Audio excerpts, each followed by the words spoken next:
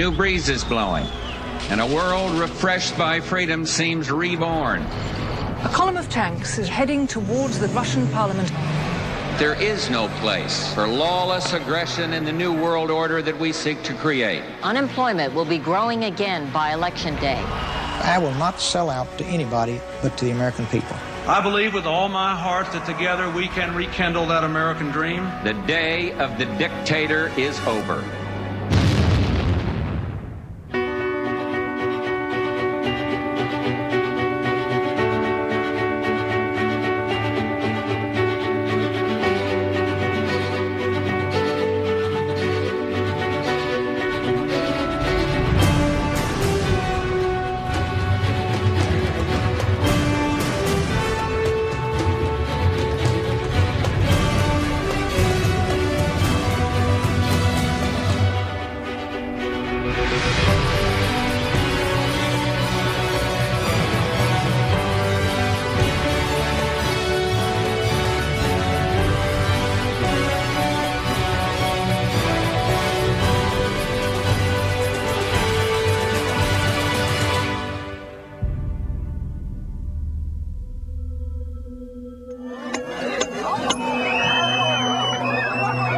What more fitting close to 1989 than a party at the Berlin Wall? Thousands of people have gathered at the wall, many of them armed with hammers and chisels to chip away at the remnants of a communist system that seemed to collapse overnight. This enormous celebration, which was spontaneous, overshadowed the official ceremony attended by the leaders of both East and West Germany. President Bush sent a signal to Mikhail Gorbachev today. There will be no gloating from the White House over the developments in East Germany. I was in the Oval Office as part of a pool when the wall came down. You don't seem elated, and I'm wondering if you're thinking of the problems. Not an emotional kind of guy. Bush basically said, in effect, I'm not going to poke Gorbachev in the eye. President George H.W. Bush did come into his presidency in the shadow of Ronald Reagan. But maybe we had elected the right man at the right time because he was an internationalist. You'd had 50 years of the Cold War, two visions of the world locked in combat, and then suddenly a whole world of totalitarian rule began to fall. Bush was quite cautious. He was really aware that even subtle messages from the United States could indicate all sorts of things.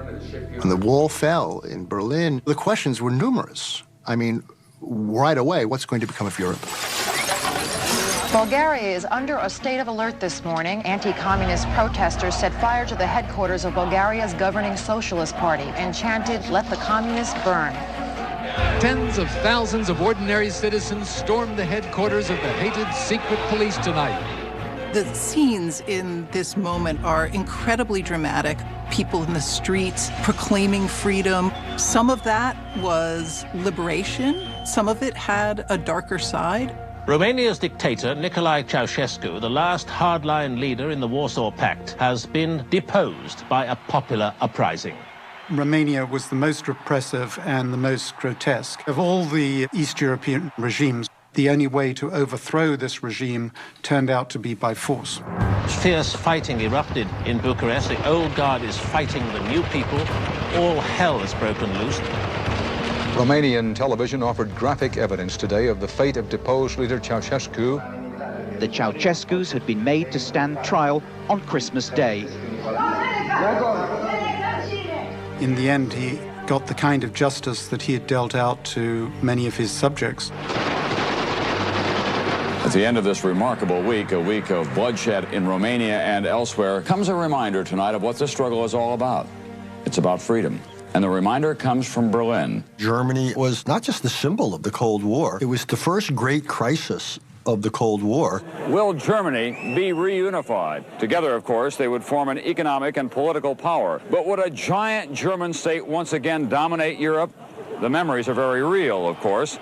Many Europeans were very wary of reuniting Germany. They liked the idea that there were two Germanys and that Germany was therefore weaker. When the European leadership saw the United States favoring a united Germany, they were extremely uneasy and resisted it. All the same, President Bush and Secretary Baker thought this was essential. and it was right. We have entered a new era in world affairs, at a moment when the actions we take can shape this new world for years to come. George Bush's goal was to get Germany to unify within NATO. The White House, while repeating that the basic principle of German membership of NATO is simply not negotiable, does appear to be putting a major effort into addressing Soviet fears and finding a formula which Mr. Gorbachev can accept. George Bush understood that he had a partner in shaping the post-Cold War world, and that partner was Mikhail Gorbachev. But Gorbachev wanted to be neutral. Bush always wanted a unified Germany, and in a very disciplined manner, moved Gorbachev towards that position. In a major concession, Gorbachev agreed to the Western position that a unified Germany is free to join NATO. Once you solved the German problem, you removed the basic source of tension between the two superpowers in the Cold War. This is the big photo opportunity, the important picture that President Bush came all this way to get. At this moment, Gorbachev chooses to give President Bush his present.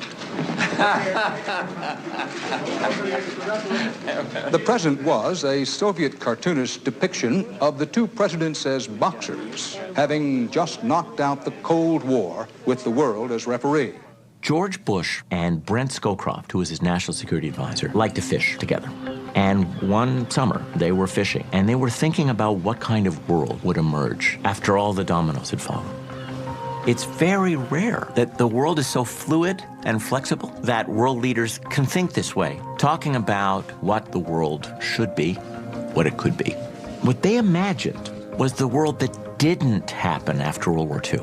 The world of collective security, of big powers sharing responsibility for preventing war. They used the term New World Order. How do you achieve it? In a 45-minute State of the Nation speech, President F.W. de Klerk transformed 30 years of South African politics. He promised that its most famous leader, Nelson Mandela, would soon be free. Nelson Mandela is probably the best-known political prisoner in the world. He's been in prison for decades because of his actions in leading the armed struggle against apartheid in South Africa.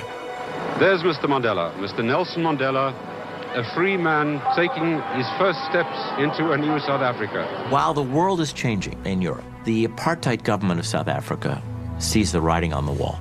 South Africa, which has been a pariah state, won't be able to continue in the post-Cold War world. When he's released from prison, then, it does become a global moment that signifies one of the earliest indications that the 1990s is going to be a very different sort of decade.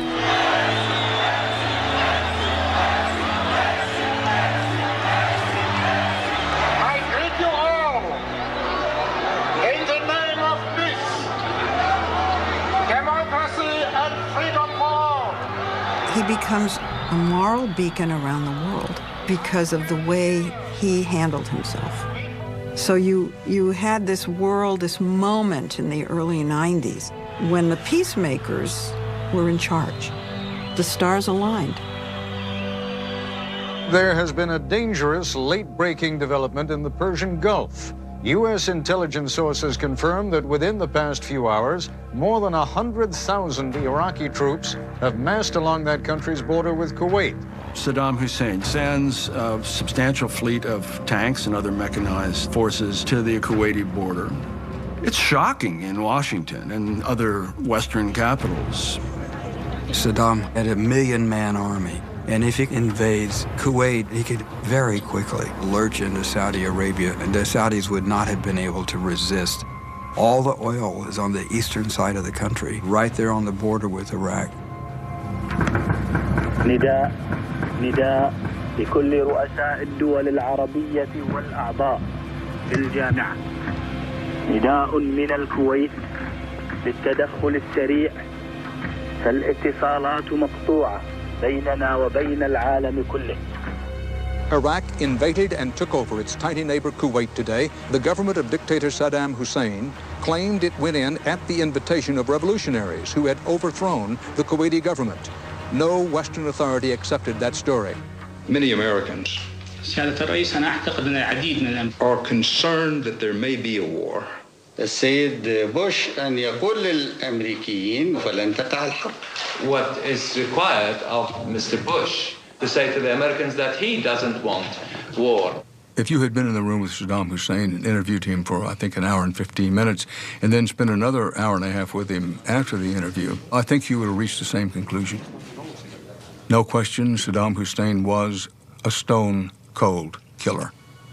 This is the opening of the post-Cold War era of history. If aggression was allowed to stand, nobody thought it would end there. President Bush came of age throughout all those decades in which there were world wars, in which there was the West against the Soviets. He had been CIA director, ambassador. He'd been everything, right? So he really understood the world and understood the stakes. But for whatever reason, when Iraq invaded Kuwait, Saddam Hussein honestly thought that nobody would care and almost got away with it. The first Saturday of the crisis, I got a call on the phone from Brent Scowcroft, my boss. He said, the president's helicoptering back from Camp David. I can't meet him. You have to meet him. You have to brief him on the situation. There's probably going to be a lot of press there. I got to go. The president lands, and I'm out there with my piece of paper. And he just took the paper, goes over to the microphone, and that's when he just said, This will not stand. This will not stand, this aggression against Kuwait. I've got to go. I have to go to work. It was an unusual sound from him, but he was firm because he really meant it. Bush had a moral code. I think he got it from his prep school, he got it from his mother. And Saddam Hussein didn't do the honorable thing. He invaded another country. From the day the invasion took place, Secretary Baker led the effort to build a global coalition. They had 2 expeditions overseas in which they were going around from capital to capital looking for support. The United Nations Security Council has authorized the use of force against Iraq. 14 votes in favor, none against, none abstentions. The draft resolution has been adopted. Getting that massive alliance together truly goes down in history as one of the greatest accomplishments, I think, of any president, to be able to get that many people on your side, believing in the same thing and ready to do the same thing. What George Bush managed to do in Iraq with that coalition, in effect, is to create the beginnings of this new world order. I mean, who could have imagined a coalition that would include the likes of the Soviet Union, China, and then, of course, the Middle Eastern states as well, standing up to one of their own. Hundreds of demonstrators gathered to protest the inevitable. All but one, that is. Whenever America goes to war, there's going to be protests in the streets. But you needed congressional support, or you wouldn't have popular support. The world looks to the president. He can play an historic role in leading us to solve this crisis in a nonviolent way. Make no mistake about it. Our vital interests are at stake. Bush knew that. You had to let that process go forward. You couldn't just declare war and do it. The hope of peace remains in my heart and the hearts of us all. But this debate is now about war. Massive air power in a matter of days can bring this villain to his knees. Let us stop beating the drums of war. Let us oppose this march to violence. Nowhere is it ordained that the New World Order must begin with a new world war. They had a great national debate, and the argument for going to war prevailed. President Bush said the action by Congress now shows Saddam Hussein that the United States government is serious and united in its demand that Iraq withdraw from Kuwait or face the consequences. We've now closed ranks behind a clear signal of our determination and our resolve to implement the United Nations resolutions. It is no longer a question of if war starts, but how and when.